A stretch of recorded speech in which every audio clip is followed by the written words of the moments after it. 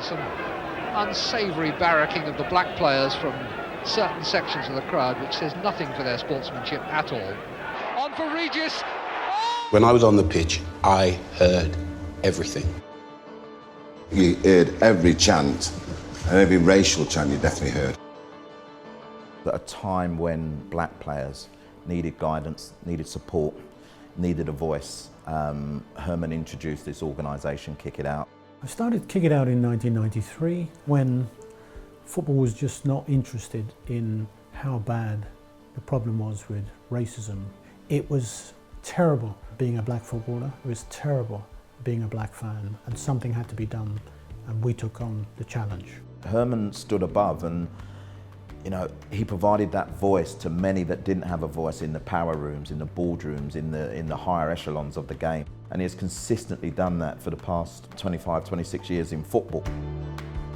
Our terraces were angry places, they were vile places. I was at Leicester City and the Leicester fans were racially abusing other black players.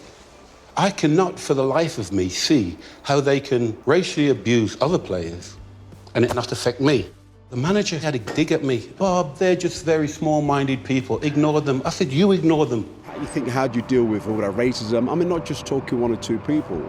5,000 to 10,000 people shouting, throwing bananas on the pitch. We see the next generation of players coming through now, much more positive, much more open-minded, much more prepared to challenge things that are wrong. And that's the sort of society we want to see football contributing to build and help. If you look at what English football's done and where it's come over the last number of years, I think in some ways we are leading the way. We can't sit back, we can't say we've got it, because we haven't got it sorted out in this country.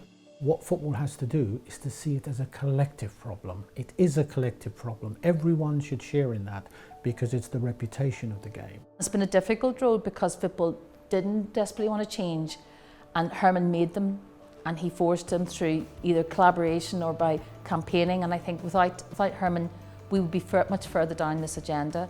And I think it's down to his bravery and courage and his compassion that's made basically Kick It Out what it is.